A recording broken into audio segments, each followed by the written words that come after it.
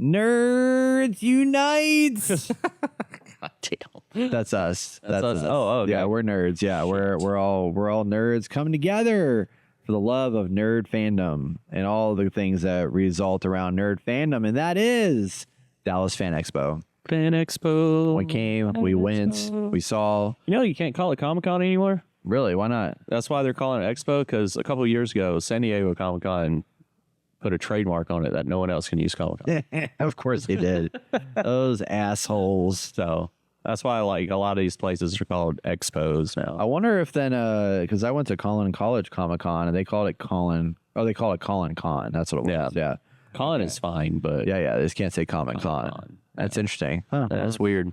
Sorry. Have you ever been to San Diego Comic-Con? No, dude, like that whole ordeal, how to do it. Luckily, my friend was able to get into it, but it's a lottery pool system. Right. And then once you get it, you don't want to lose it. So you have to go every year or you'll lose your spot. And then shit. Yeah.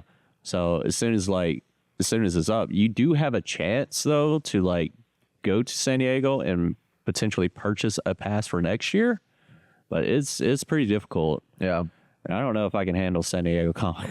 That's a lot. One year we tried, I think it was me, Austin, and somebody else. We sat there whenever the tickets, we were down at South by, I think. Whenever the tickets went on sale, we were like trying to refresh and stuff like that and get it. And we got in the line and then the website crashed on us and we lost it. And then just like didn't get it. We waited for like 2.5 hours trying to get in there. Yeah. And after that, I was like, yeah, I'm not trying this. But Do that again. But we're here to talk about Dallas Comic Con, also known as Fan Expo. This is Texas' premier pop culture convention celebrating fandoms across comics, sci-fi, horror, anime, gaming, and cosplay. Yep. Held annually at the same place DreamHack was at the K. Bailey Hutchinson Convention Center down in Dallas. This event ran from May 30th to June 1st. Bringing in over 65,000 fans, which is pretty wild. And we went yesterday, which was Saturday, May 31st. Also, happy June, everybody. Happy June. But we went there, and this year's lineup was pretty stacked of people. There was Michael J. Fox, John Cena, Mr. T, Orlando Bloom, Gabriel Iglesias, also known as Fluffer, John Boyega, David Boreanaz, Anthony Daniels, Alicia Silverstone, and a bunch of other people. Tom Welling, of course, got to talk about him. You know, looked nothing like him, but you know, it's fine. I look exactly like him. No, he looked old. I'm just kidding.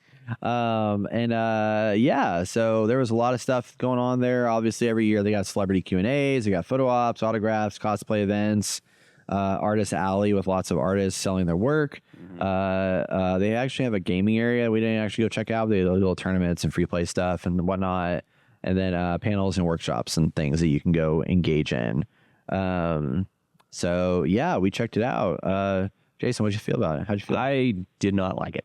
Oh, I'm sorry. Should I say that? no, that's fine. Okay. Yeah, I think DreamHack was better in the setup department. You know, how spaced out and roomed it was. And I figured that Fan Expo will get the hang of it by now.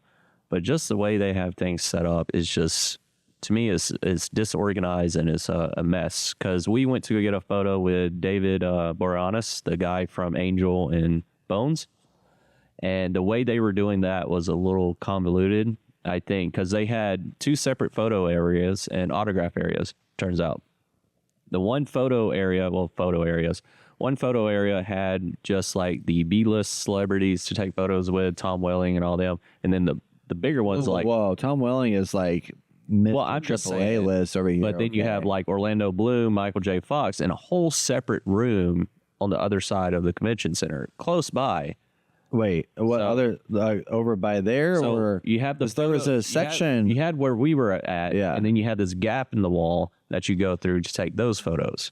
Okay, it wasn't highlighted very well. Yeah. Like people constantly walked up and asked the guy, and the guy kept saying the same thing over and over and over again. It got annoying. I feel like what will help with that is a fucking cardboard sign or a fucking big ass printout on that wall saying these photos are over here. These photos are over here. Like, it caused a clusterfuck, like, big time. I'm a little... They had that TV up that said, like, what times people were on, but it didn't tell you where to go. It didn't tell you where to go. It was announcing it to everybody. Especially for people that have like never been to cons, because I've been to this one before and I knew the process, but I had to verify with the information desk. A lot of people that are just like first time going and stuff, it was very like nerve wracking, you know, because you don't want to be late for your photo. You don't want to like miss out and stuff because they go. Yeah. Because as soon as we got in to take the photo, it started at 12:30. We got in there at 12:30. We were done by like in 15 minutes, like 12:45. Yeah. And we were out, got the photo. How much time do you have? Because like, I mean, can you even like talk to the guy, or is it just like get in there? Hi, how are you? Take a picture, leave. It all depends. So like, whenever I went to go take a photo with Norman Reedus, Jeffrey D. Morgan, and the guy that plays Glenn, what's his name again? Oh, I don't remember. Shit, Stephen Yu and Stephen Yu. Oh, I can remember. I took a photo with them three. It was a group photo, and Norman Reedus was fucking just hanging out, having a good time. Stephen Yun actually talked to my ex because she was dressed up like him and was loving his costume. And Jeffrey D. Morgan just kept punching me and talking to me. So like we were having a good time. So it all depends on the actor. And then whenever I took a photo with Ben Affleck, he was just very quiet. Well, he just got back from rehab, but he was very quiet and stuff. He shook my hand, just said hey, and we took the photo. So it all depends on the person. Yeah. With David, is it David Boreanaz? Yeah, whatever it is.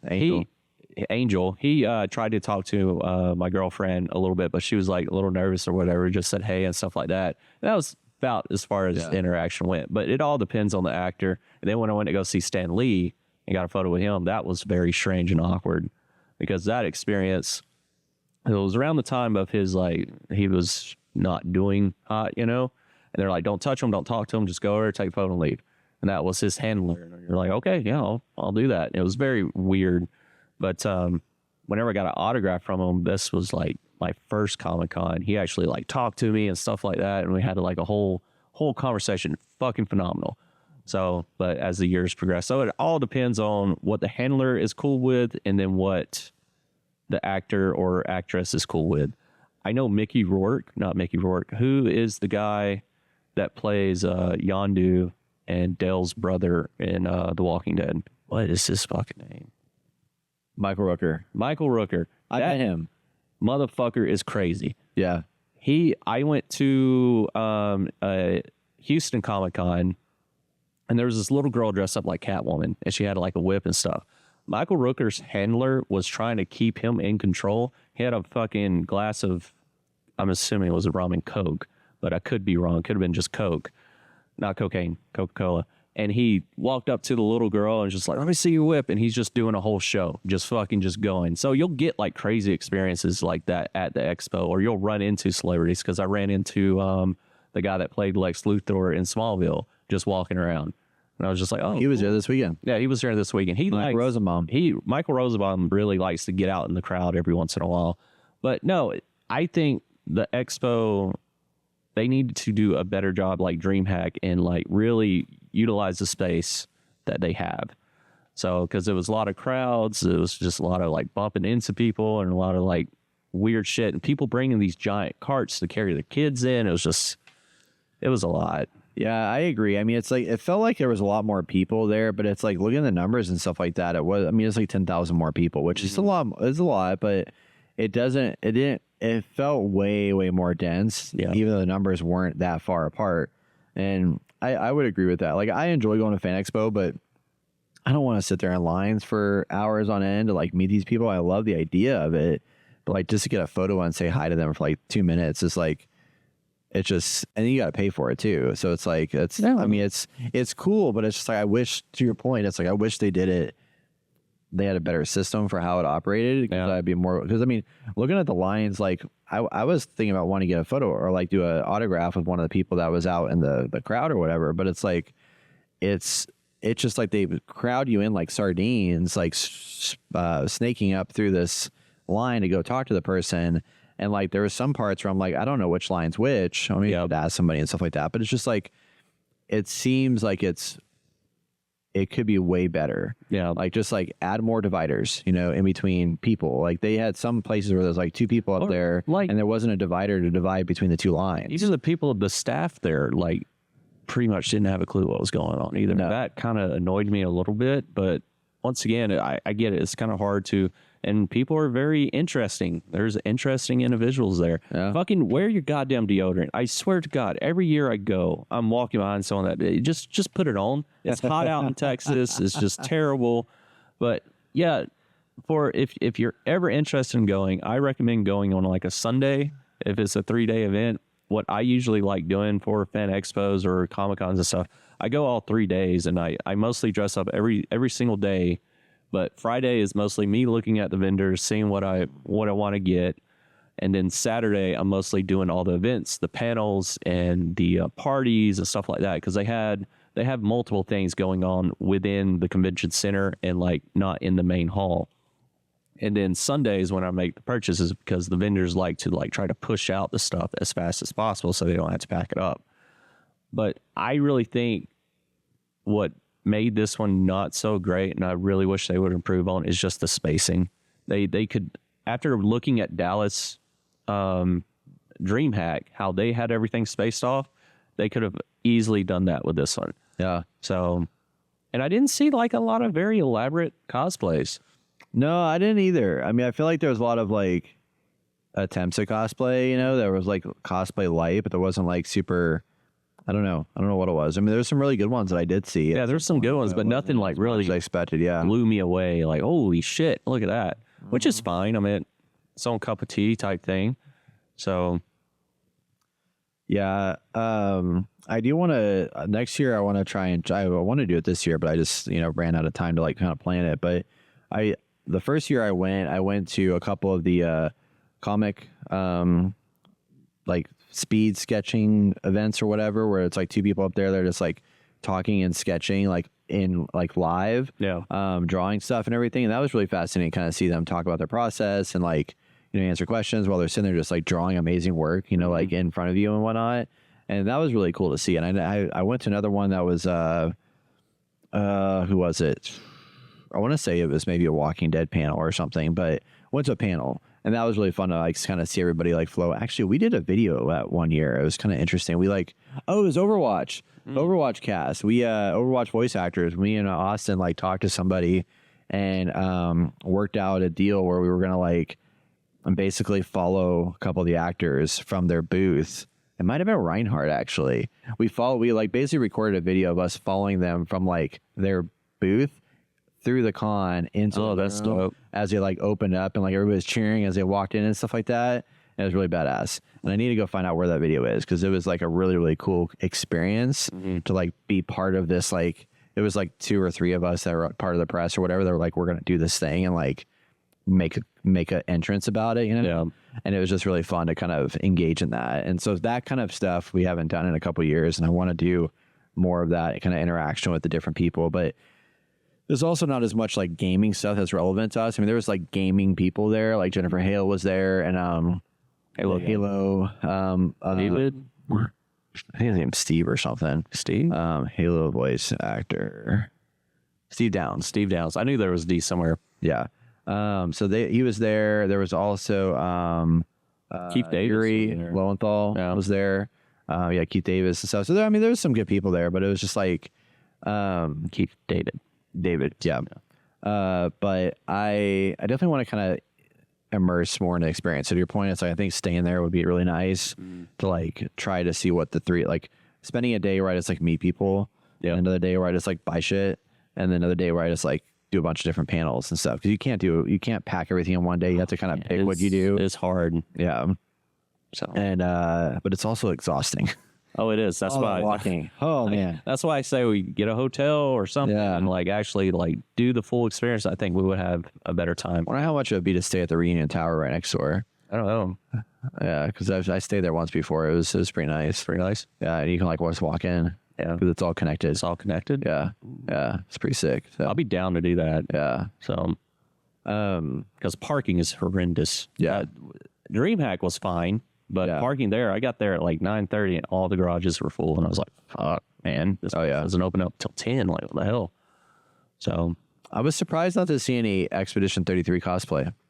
Yeah, I didn't see that. I didn't see Repo. By the way, shout out to whoever did the Repo stuff at DreamHack. That was cosplay was fucking amazing.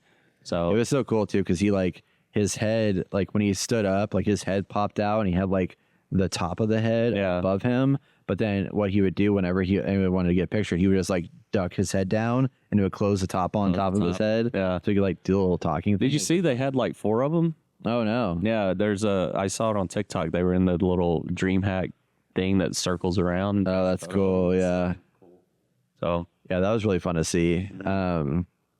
Yeah, there's a Helldivers guy both weekends. I don't know if it's the same guy, but they had a voice modulator thing that was broadcasting out. That was kind of cool. yeah, there was Helldivers with a 500 bomb carrying it around. Really? Yeah. Whenever we were leaving, they were up there taking photos of it. Oh, that's funny. But no, the Helldivers you saw at Fan Expo was a cross between Boba Fett and Helldiver, and then the one we saw at DreamHack was just full Helldiver. Wait, oh, really? Yeah. Nah, you're wrong. I'm right. Which my girlfriend brought up a decent argument, and I didn't think about this, is the AI stuff, right? How much of that artwork that we were like looking at, not Artist Alleyway, because I saw a lot of them doing the sketches and stuff like that, is AI influenced? That was something I wasn't, because it's never been a problem until this year where it's like that would be apparent. I wasn't really paying attention as much to that, but I could see. I know there was a lot of people I noticed some artists that were like literally like advertising that this is art made by humans.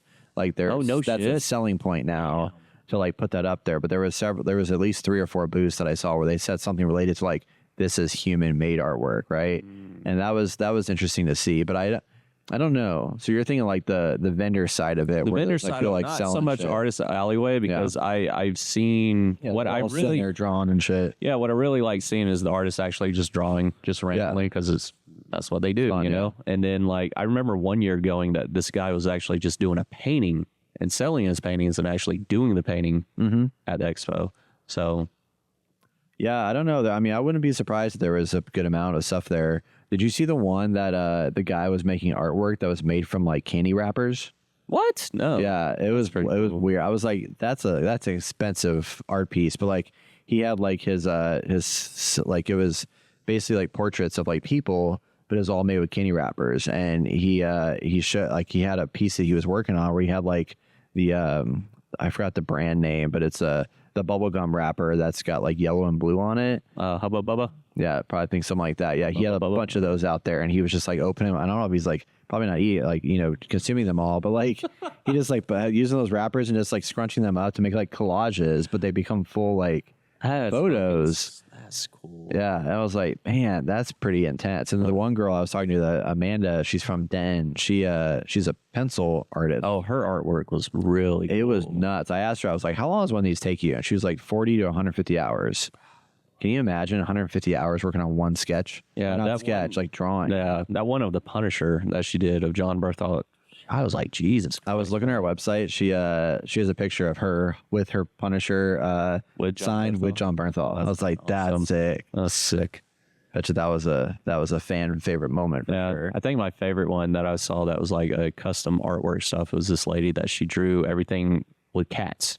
And it was just like, you had a Batman cat, and it was like paintings. It was fucking. Was that one of the vendors or that the artist booth? It was like in between the vendor and our artist booth. Okay. But she had like a big one, so I think she was supposed to be part of Artist Alleyway. Yeah.